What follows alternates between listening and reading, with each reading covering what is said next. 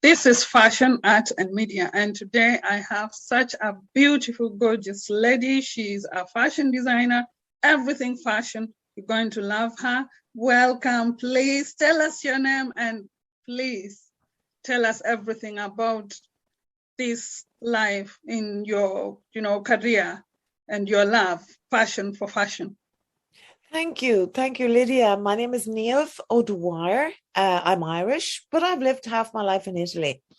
So I'm delighted to be involved in Aberdeen Fashion Week. And my collection for the Fashion Week is based on a theme. And that theme starts with a slogan or a quote. It's a quote, but I'm making it a slogan. The slogan is, if we choose, we can live in a world of comforting illusion. Now, Aberdeen Fashion Week is an occasion to present a collection on the contradictory face of women and their place in a world of comforting illusions. So if our grandmothers resisted cold, discomfort, and even war with heavy clothes and iron will, the modern woman resists superficially with Louboutin shoes and Prosecco evenings, while in her head bombs explode at the drop of a hairpin. So I want to mix these two ethoses. As if the inner anxieties are born on the outside and the finesse so commonly desired hides underneath. Now here we have the painting of the famous Celtic warrior Boudica. Now she is the example of so let's look at the kind of woman I am trying to aspire to show at the Aberdeen Fashion Week. Now she is a Jessica Parker from Sex and the City, but with the alter ego of Boudica. Boudica was a Celtic queen, and she led a tribe in Britain in a huge uprising against the occupying Roman forces. And many of her soldiers were actually women, but more importantly, the druidesses were called upon to wage psychological warfare on the Romans. Now, the Cornish artist, as we can see here, John Opie, he depicts Boudica. We can only see she's a warrior because of the helmet. But in her stance, there is nothing in common with the tantrums of a Jessica Parker over her romantically boorish love, big. How do I cross the two? So there's a clash here. The female frivolous and the corporate man obsessive Jessica, she becomes a warrior on Manhattan's east side. So how do I do that? I can imagine her with the flowing cloak of a Boudica, but she has enviable accessories like large important necklaces and a gold 50 ball dress that I imagine her wearing to the Manhattan East Side. So instead of giving her stilettos, I'm going to give her calfskin boots with maybe a dagger strapped above her knee. Nice. So, I'm going to avoid a theatrical look by, making sure that the clothes are so delicate in some way. And yet there is that love of Celtic jewelry because her status as a queen has to be seen. But maybe the soldier straps of the gold gown underneath, the 50s gown underneath the Boudica cloak are beautifully made. Now, I'll show you an example. This is where I'm coming from. We can see the necklace on the right. It comes from my friend Abashik. He is the creator of the brand Grandeur.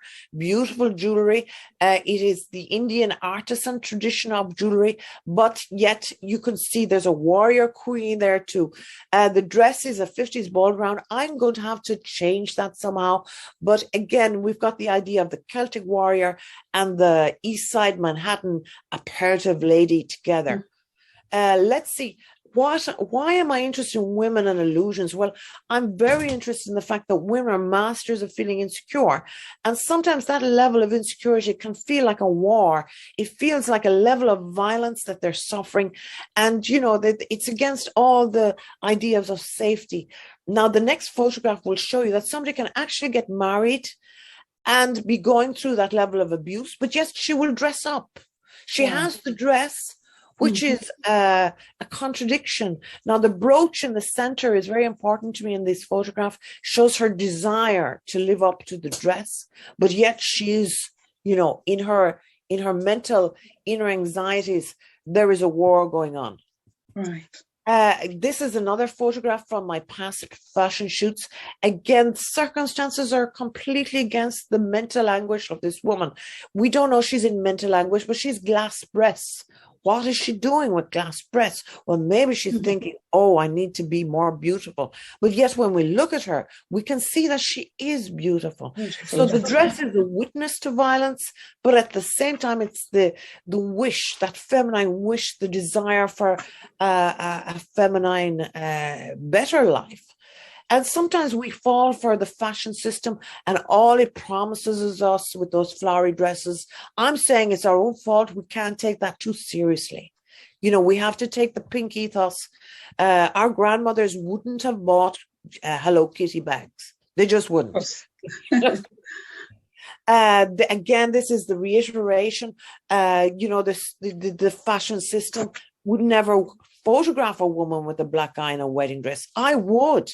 I'm looking at the brooch again. I'm saying the Irish mothers would have gone to mass, and a brooch would have been on their best coats. But that brooch on the Irish woman's best coat 50 years ago was not just for an audience. So even in this photograph here, we see a almost sardonic smile on the face of this woman. You know, women have to be more sardonic, but they have to know what a real marriage is, even if they're walking into a bad one. But that sense of dignity, not for an audience, has to come back to women and their attire. Now, where do I get inspiration for what I do? Well, you'll be amazed what you can see on the street. This is a photograph in Italy of a Rom gypsy. I saw her one day and she's got this wig like a judge on her. Now, if you know anything about the story of the Rom gypsies anywhere in the world, they're not the kind of people who become judges, unfortunately. So I found this such a contradiction. I had to photograph her.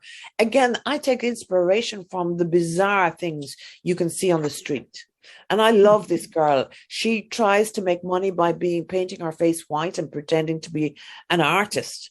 So in a way, she's a very intelligent woman, and I think she deserves that judge's wig. Here is another contradiction. This is a wonderful woman called My Mercy. She's my friend in Italy. She sells on the street lighters and anything she can sell for €1. One day I tell her, My Mercy, come with me. I want to photograph you. I want to dress you up. And she's absolutely glorious. Because she's a street trader in Italy and she doesn't get a chance to be in a normal working life in Italy, I can see that the two people having their coffee morning, nice refined people, are just so surprised at what we're doing. And I just love it. You know, the dress is vintage, the necklace I've made.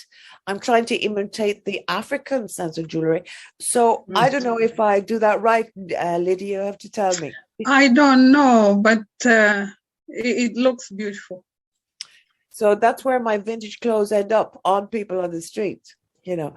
Where am I coming up from here? Again, I love multicultural influences. This is a kimono. This is almost, the blue feather here is almost the same aesthetic reaction as I'm getting to the kimono. This is a girl, she's half Moroccan, she's half Italian, and she's just beautiful for me against that backdrop. And this is a fashion shoot I did. And the graphics here are the extension of that red and yellow, that color reaction explosion. I see graphics as being a major influence on me. You can see in the center of this graphic work here, there are 9 little outfits, and it's based on the colors of a Rothko painting, red and yellow. Red and yellow comes out so much in advertising and great art. Study of color. Yes, I am obsessed with color. This is one of my necklaces that I've made, an upcycled necklace, but you can see that I'm looking to where does red come from. The picture on the right is from a very important book on color, because color has to be studied. You know, it's not enough to say that you like color. You have to be an absolute genius at color when you make clothes. Exactly. Another part of my background, yes, it's coming from the love of vintage clothes. Why? Because they tell us about the lives of women, the lives of people, the lives of people maybe 50 years ago, 100 years ago. These are two Italian women. The photograph on the right is an old photograph, but it's a famous photograph. I can see great charm even in her poor clothes. The woman to the left is meant to contrast the passing of time between the two of them. There's a threads joining them. She's got a vintage dress, but yet she's so reminiscent of the woman from the earlier photograph. And I love that play with clothes to see the industrial archaeological side of clothes. You know, what has changed between these two? The backdrop shows us what has changed. This woman is on her Prosecco evening in her vintage dress. She's looking beautiful, but she echoes a past. And I love catching those time moments. My own background is Irish. Yes, I'm 110% Irish. So I love my own tradition. Again, going back to the war theme here, Irish people are seen all over the world as rebels. We're famous for our fight against colonialism. But here is our music and dance. Our music and dance was our Bible while we were fighting. So this is a very sentimental photograph for me. I'm going to cry now, Lydia, because my mother embroidered this dress. This was my dad's dress. And amazingly, it fits this super slim lady here. So, you know, this is what I'm going to bring to Aberdeen Fashion Week. The Irish influence, the dancing costumes are of great fashion importance to me. So, you know, that's something to keep in mind. Where do I come from a writing point of view? I wrote an article for the fall. It's a great magazine online, luxury magazine. I delved into the idea that selfies stop us from admiring other people's beauty. Dolce & Gabbana strangely did a 2016 fashion show where on the catwalk, the models were taking selfies of themselves. Now, that is very interesting for me, and it's in my article. I'm saying that selfies give us the illusion that we are as beautiful as the model on the catwalk, just as long as we buy the dress. And people hold on to that illusion because selfies have given us that idea that we are as good as anybody else, which is positive in a way, but negative from the point of view that maybe we need to truly admire others, same as ourselves. The second last photograph here is a vintage photograph. Again, this is part of the article. We are loving the vintage world because we cannot catapult ourselves into the historical context of the photograph. I can dress up in a vintage dress, but I can't have that allure. So there's something elusive happening here. And that's why vintage clothes for me are the basis of what I do. I change them. I want to change them. I want to use them. I want to explore. But what I'm looking for is that elusive quality, and hopefully I'll bring it off for the Aberdeen Fashion Week with my collection. This is the last photograph I want to show you. I hope you can see it clearly here.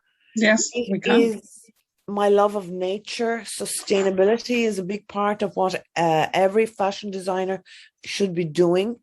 The photograph here shows two landscapes put together. To the right of the pond, we have a beautiful garden. It's actually made by the most important landscape artist from the 20th century. But I have photoshopped it so that I have a volcanic landscape mixed with it. Now, the reason being is that I think we need that clash. We need to know that nature will revenge us. We can have the most beautiful gardens of the world, but if we're not sustainable, there will be revenge and it will not be sweet. So therefore, this is my sustainability fashion photograph, because the lady in the middle, she's beautiful in her bathing costume. It attracted the attention, this photograph, of an important brand called Romeo Giglio and the creative director Alessandro Di Benedetti. He liked this approach. He liked this. Unfortunately, I couldn't do anything with Alessandro Di Benedetti because of lockdown. But one day, Lydia, Alessandro Di Benedetti would be a serious choice for me as a person Wow. to work with. Amazing. So that's it, Lydia. I hope I haven't bored you. Oh, no. This is very interesting. I just have a few questions. But the first question here, first of all, thank you. This has been really educational. You have no idea. I loved it. And viewers, I'm sure you enjoyed that. You love that too. So thank you so much. Really. So your mom, was she a fashion designer then? No, she was far from a fashion designer, but she loved her clothes, and she was quite ambitious with hats more than anything. Right. I remember a very full ostrich feather hat for a wedding, but she had a classic sense of dress. She liked well-made clothes, but she was very strict as to what would fit you. And she would say to me, "You are buying clothes 2 sizes too small." Oh, this is what most of us do, and it's not really nice because once we are wearing them, we don't look good. Exactly. That's why the Celtic warrior, she would never go out in a tight pair of jeans that were too small for her. Celtic warriors don't do that, No. When you are confident and comfortable in your own body, you don't do that. Well, if you invert your illusions, what I'm trying to do with this collection, which thankfully, thanks to you, Lydia, will be in the Aberdeen Fashion Week, is to invert the illusions, make the illusions be on the inside, because we like beautiful things, we like delicacy as women, but at the same time on the outside, let's have that big cloak, let's have that warrior woman having an aperitif with possibly a dagger strapped to her knee, That's a good one. That's a really good one. So how long have you been doing this? How long did you know that you really loved fashion? Meaning, when did you start? Well, I've lived in 3 countries. So when I was in college, I was so vain, and I didn't like any of the warm coats I had. I would actually go out permanently in jackets. So I think that's a good sign when a person doesn't dress themselves enough to be warm because of their sense of fashion. That is a good sign that you're destined for something in fashion. Exactly. Secondly, I lived in London, and I collected a lot of clothes there. I was a short period of time in London. Of course, when I got to Italy, it was paradise for me. Clothes were so accessibly priced that I could hoard hundreds of pieces of clothes, collected. So let's say I've been collecting for at least 20 years. So that amounts to a huge industrial quantity of clothes. Wow. And you are obliged to do something in fashion after having so many things in your possession. You're obliged to do something with them. Yes. So do you keep all these clothes you've been collecting all along? I do. I keep as much as possible. I mean, I have a lot of them in Italy. I have a lot of them in Ireland. Thanks to the inspiration of the Fashion Week, I've got myself a bigger area where I can actually be like the luxury of having a mountain of clothes in front of me. I like to make mountains of clothes and then pick. And of course, I have the luxury of brilliant tailors in Italy. I must say that the Italian tailors are so wonderful to work with. They will not shy away from any request, regardless of if it takes 2 hours just to explain. Wow, that was going to be my next question, because Italian, for some reason, we think that Italian clothes are very expensive, and now you tell us that when you're there, they are not. Well, the vintage ones are accessibly priced because the Italians have moved on from their sartorial past in a kind of a way. Obviously, Italians still dress wonderfully, but they're not the most obvious vintage customers for their own vintage clothes. The Italians are more interested in possibly high fashion, or the opposite can happen, that they can buy very cheap clothes as thinking that the cheap modern clothes that they're buying are better than their grandmother's sartorial masterpieces, which is a great surprise to me, but that is the case. So I'm trying maybe with this collection to show my wonderful Italian friends, look, I'm going to dress you, but I'm going to take your grandmother's Wardrobe. overcoat, and I'm going to make a powerful statement with this, so you better Yes. take me seriously. Yes. Gucci, of course, has done a lot. Alessandro Michele, the current creative director of Gucci, is my hero, because in 2017 he finally brought out the beauty of vintage in his collections. You can see Yes. so obviously that vintage is very much his database, and that's Right. true for so many designers. It's just that Right. they are so clever that they can make it look so commercially attractive, even though the influence is vintage. Right. So why do you think, I asked myself this question, but now I'm going to ask it to you. Why do you think that most of us would rather wear what is on trend right now and completely forget about vintage clothing? Well, you see, we don't know the statistics now. The vintage market is worth millions, if not billions. By 2027, or even earlier, 1/3 of our wardrobe will be vintage. So very soon, in just a short few years, 1/3 of our wardrobe will be vintage. Right. That is because we are also going to be bombarded with the necessity for sustainability. Yes. So people Yes. will fall in love with vintage for two reasons: because it'll be advertised better, it'll be promoted better, it will be commercially upgraded with digital marketing and all those things.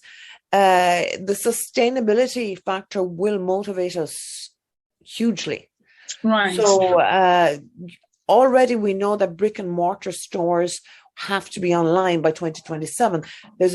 My favorite technology company tells us that by 2027, if you're not selling online, your brick and mortar store could actually have no future after 2027. So you put these three things together: online accessibility of the allure of vintage, sustainability, the bombardment of that together.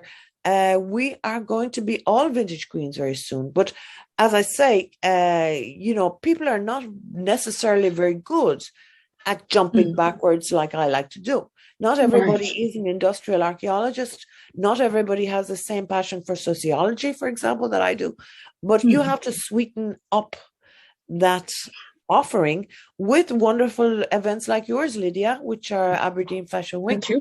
Thank you. Thank you. Thank you very much. It's our pleasure to have you there. Thank you. Thank you. So just to tell me, I've never I don't have on many vintage dresses. Do I? No, I don't, honestly. So well, I'll have to change that, Lydia. Yes, please do. I'm looking forward to that. Tell me the materials, how they are made. Is it different? Where am I going to? Well, as I say, my industrial quantity of clothes, there's a huge amount of really precious materials in there. Now, I love silk, I love satin, I love velvet, I love angora, I love cashmere. I do find ways to source beautiful materials as I go along. When I buy a dress, I don't buy a dress just because it's old and pretty. I buy it because I know that the material in that is going to last for the next 100 years quite easily. So, the materials, as I say, I'm going to have to be pretty genius to do this. You're giving me a serious challenge with the Aberdeen Fashion Week, because I'm going to have to marry a theme with the right materials. So it's going to be a winter clothes. So therefore, I'm going to have to compensate the fact that somebody has to be Jessica Parker and possibly in minus 20 degrees, because maybe New York is minus 20 by next winter in December. So, I'm going to have to use all my brain power. Right. So I think that my question was a bit confusing. What I want to know, when you touch that material, does it feel the same?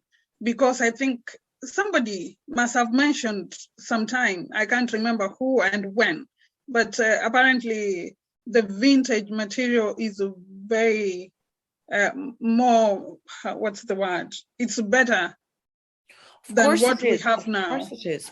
Well, you're looking at the pure state of the materials. Even the fact that we're going to be very close to smart factories in textile producing very soon. So, there won't be people touching the material. Now, the materials that I love, that I'm attracted to, you can see that there's the hand has made those materials. Again, going back to the luxury of collecting in Italy, the best materials were used. I'm wearing this is Jean Paul Gaultier. This is Very beautiful nice. silk. This is maybe from 30 years ago. The dress that I wear constantly is a Max Mara silk dress. Now, I can tell you, just by touching it for a second, you can feel that that's not the silk that you find advertised as silk now, because this is maybe a dress from 30 years ago, and the quality of silk here is uncontaminated. So where I'm coming from with my vintage clothes, using them for a new collection, is that they're not contaminated. They haven't been compromised. Yes. And I'm looking at, I collect a lot of designer pieces, of course I do.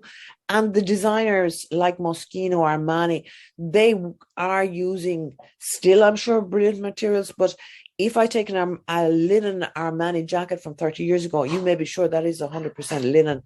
And that's going to last the next 100 years easily. That's what I wanted to hear. So what we have right now is definitely low quality. Unfortunately, well, you see that there's so much competition in fashion. So, companies are going to have to cut corners. They will probably spend $1 million on a photograph in a famous magazine, but they will spend maybe very little in the production, because that's unfortunately the fashion world. We are attracted to brands who advertise efficiently. So, we people have lost the ability to judge a garment anyway. I mean, I think maybe a problem with my Italian friends and their slow uptake of vintage is that they don't actually know what they're touching. So that's why you have to come in with a strong theme, like, we can live in a world of comforting illusions. That should echo with people. So the illusion is not just fashion, but the illusion is the clothes should make us think. Like all good designers, Alexander McQueen was a genius at this. He made people think with his fashion. Right. Of course. Amazing. So tell us, you've been collecting these materials or these clothes, and do you ever want to wear what we have presently? Could you go to a shop and say, I can. Yes, I can. Unfortunately, yes, I can. Because, of course, I'm curious to see what Zara is doing. I'm curious to see what the fast fashion world is doing. Now, obviously, I buy it in a shameful way, but very when I see something that hits my eye, I have to see what other people are doing. One of the people that I buy a lot of vintage from, he actually has somebody who works from Zara come and visit his stall on a regular basis, just to get ideas from the past. So even Zara and all of those brands, they're all have their encyclopedia of vintage clothes as inspiration. They just make them new in a cheaper fast fashion way. But even fast fashion is completely influenced by a vintage. So that's not a surprise. Right. Amazing. And obviously these vintage materials would have been made in Europe, as compared to now. Most of our materials are coming from China. We don't know how they are made. We don't know who is the Chinese are geniuses too. We can't not admit that in China, everything is made in China. Well, they are geniuses too. And they are responsible for, communism with the human face, as a philosopher said. We love to use their products, but yet we don't give them much credit for it. So I think we have to stop being hypocrites about that too, So there's shops like the very, sorry to use the word, but a shop like Primark, for instance, they're getting mass market clothes from China. They are selling them at £2-3, for instance. When you buy this thing, this dress or this T-shirt, it looks good. You wear it one day, the next day it's just either too small So we see or that gives completely us the damaged. idea that that piece of clothing is worthless. Now, that piece of clothing is worthless because the people making it are probably being paid $30 a month, or during lockdown, they were facing starvation, for example. All of those 4 million people in Bangladesh who make those cheap clothes. Now they're being paid maybe $20, $30 a month. So it's not that the item is worthless, it's just that people's workmanship has been deemed worthless because the world makes for these imbalances, which are horrendous. Again, that goes back to the illusion of women. When that woman buys her dress €20 and she throws it away because she's taken a photograph of herself and she put it on Instagram, she's throwing away that €20 dress. Even that dress could last for the next 30 years. But it's going to go to landfill because she's not even going to bother to take it to a charity shop. She's probably going to throw it out. So that's where our illusions are ruining us, because she thinks that there's something intelligent about what she's doing. But in reality, the lack of intelligence is that the poor woman in Bangladesh is probably in a beautiful sari, and this girl is just a photograph on her phone. Her fashion sense is just a photograph.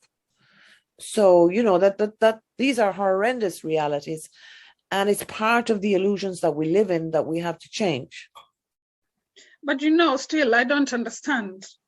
These people are paying very less. They don't get enough money, but they are not the ones supplying the material for them to make this. At the end of the day, could it be that the people who are supplying, the materials for the workers are the ones who are making everything to be very low quality? Because of course, so the supply chain is completely corrupt from the word go. Of course, yes. That is true. That is true. But vintage can change all that. So, but if the statistics rise, even during lockdown, millions of vintage pieces were bought that displaced millions of new items. So, there'll have to be some sort of negotiation between the two worlds of vintage and new fast fashion. There'll have to be some negotiation. I would think that there would have to be trade unions that decree that the supply chain isn't so corrupt. And consumers have a part to play in that too. Mm-hmm. That's a really good answer. I'm sure the viewers love that.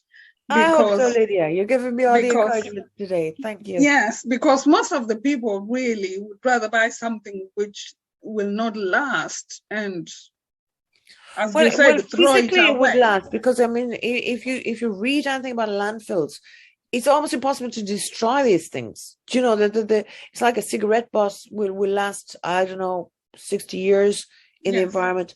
These clothes will last. It's not that they won't last. They won't last as with the same level as maybe linen will last, but they will last quite a long time. Enough time to mess up the environment. So, we have to be a little bit more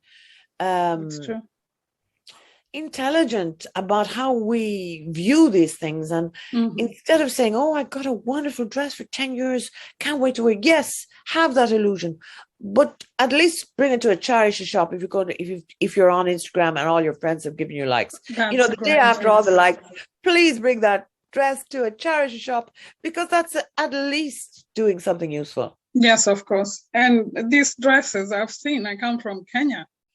There's people who buy clothes which come from, which have been worn here. And, this is really great, because before that started happening, some people used to walk naked. They couldn't afford, and now people, clothes that. Yes, well, I mean, if we just spread this fashion system around, spread it around, there might be people in some parts of the world that would be delighted to get the leftovers from the fast fashion. Exactly. There's a world of creativity that we can do with that too. Of course, we're not without the intellectual resources to solve these problems. Of course not. And design would be, or charity, or giving to people who need these clothes. Of course, that should be our desire. Exactly. Thank you. So do you sell these dresses anywhere? Well, you see, I'm kind of unpredictable that way because, I'm fortunate in that my son does a lot of the selling of the archive pieces. When I say archive pieces, I'm talking about maybe a very famous, like this. This is Jean-Paul Gaultier. Mm-hmm. If my son puts that online, he can sell it for a lot of money because maybe it's a very desired piece by Jean-Paul Gaultier. There's photographs of it already on internet. That is a line of business that he has developed, and I'm helping him with that. Amazing. But it's my turn now to be also commercially more active with the creations from the beautiful pieces that I have. I need to exploit the commercial side of things, and I'm going to do that from now on. But the Aberdeen Fashion Week is going to be my first disciplinary action to take me there, Thank you. And I hope that because I was talking to Abhishek not so long ago, by the way, and he calls you a soul friend. Apparently we are. I mean, his jewelry and my clothes, they just go together so beautifully. Yes, I see great talent in Abhishek's approach. I love the fact that he uses sacred images in his jewelry, little Buddha, but in maybe a piece of jewelry that's also very attractive. So I had never seen that before. I discovered Abhishek's work during lockdown, and I bought so much of it because I wanted that intelligence that he has, that he's bringing me his tradition, but he's giving me a little bit of my tradition as he's doing it. Absolutely, so, I love that mix. He's a wonderful, wonderful art company and person, and I will be coming with Abhishek. Abhishek's jewelry will be in my collection, definitely. Yes, and he's also showcasing next year. Yes, live. 2023 will be the time that we will have a live participation in the show, but in the meantime, it's digital. So I will come up with a video. Thank you, really appreciated about all that. Now tell us, if anyone wanted to see more of what you are doing or want to follow you, where can they find you? Well, that's where Instagram is where I express myself best. At this point in time, Instagram has been kind of a godsend to me. Now, I don't want to necessarily sell through Instagram, but Instagram is my explosion. Or everything I've shown you today, you'll see it on Instagram and a lot more, where I show where I love art. I show maybe my notebook. Right. My fashion notebook. Right. And I think it's wonderful for that. Secondly, I am going to do a website that is far more complete. I have a website. You can see it on my Instagram. Now the Instagram is Buandiva Italy, Buandiva Italy is the Instagram. The website, I have hung on to the name of Buandiva. Now, in reality, I could quite possibly change that name to Sulela. Now, these are two words that are meaning eye and second eye. So you may see the Buandiva. I love the name because buan means timeless, perpetual, ageless in Irish. And my father gave me that suggestion, buan. So Buandiva is very much like the collection I want to show you at Aberdeen Fashion Week. The buan is this perpetual diva. Right. Amazing. Sounds really great. So personally, I don't really know Instagram much. Do you have Facebook? Because I do. I have Buandiva Facebook. It's easy to find Buandiva Facebook. You'll find it. There's not a lot of people with. There's no other Buandiva. But yes. As I say, Instagram. I'm happy on Instagram. I'm not so comfortable with the format of Facebook, but I love Instagram. And again, the website will change that, and I will get my commercial sales done through the website. Amazing. Personally, I would love to buy some because At my age, I want something vintage. I don't want anything else. I just Well, you'd be a serious model for me, Lydia, definitely, because your beauty is I would love so that. attractive for me, and also because your coloring, your eye color, you're my poetic aspiration when it comes to dressing people. I love dressing people. I love Thank you. doing that all the time. Thank you. Thank you. So you also have a customer in me. I hope so. I hope so. We have people watching from all ages. What could you tell, especially the younger people who don't know vintage, for one, and two, they don't know where they can, even get more information about that? What can you tell them, please? Well, just let them have a little bit of patience with me because, I don't always go as fast as I like. I have great help to make the website. I have worked with somebody called Alan Furman. He's an amazing digital marketing expert. He worked for Coca-Cola. He worked for IKEA. I hope to come up with a website that copies the Prada website. And if they give me the time to do that, I think they will find inspiration in vintage. I think young people are attracted to color. They maybe could be more adventurous. I think young people, if I was as young and beautiful as they are, I would be far more adventurous with shape, with color, with jewelry. I think they confine themselves to showing their bodies, but not necessarily their minds.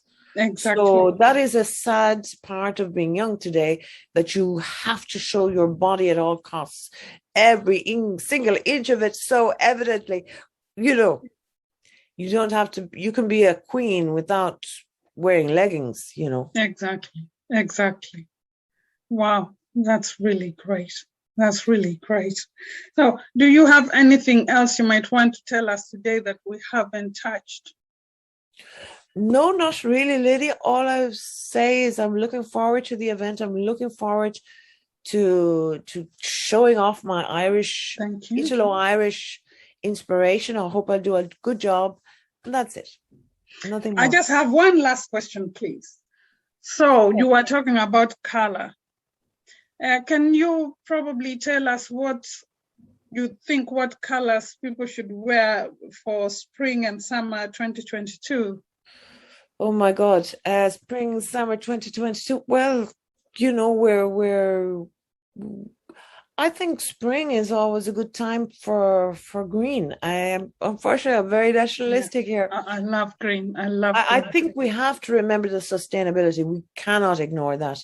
We have very little time. Our Louboutin and Prosecco evenings are numbered. We have to have a little bit more intelligence and stop showing off our stupidity. Green is always an inspiration color. Not many people know how to wear it. People shy away from it. So that would be the courage I'd like people to have. Use green creatively. I love green. Of course. It should give us a sense of life, and we need that. We need that. When I say that we should invert our illusions, we have to up our sense of optimism, but with the right things, with the right approach. Right. If we had more time, we could have talked more about color, because I would definitely want the viewers to know what to wear in the evenings, what to wear in the mornings, what to wear to wear whatever makes them feel a little bit less worried about somebody called Big who hasn't returned your call. Shy away from the Jessica Parker tantrums, and show off your outer anxieties. People can deal with them if you know them yourself. Exactly. Know them for what they are. Thank you. This has been mind-blowing. Not only are you very beautiful, you're so being too good, Lydia. You're being too good. I've learned so much. I have learned so much. Your presentation was the PowerPoint. Oh, mind-blowing. Everything has been amazing. Thank you. Thank you, Lydia. Thank you so much. Can't wait to have my virtual connection with Aberdeen. Thank you. Looking forward to it too. Brilliant. So Brilliant. you have a great, fantastic time. Stay beautiful as you are. And You too. continue loving fashion as you are, and see you at the Digital Fashion Week, and then after that in Aberdeen. Fabulous. Fabulous. Thank you so much. Thank you, Lydia. Take care. Bye for now. Bye-bye. Bye-bye. Bye. Ciao. Bum bum bum bum bum bum bum bum.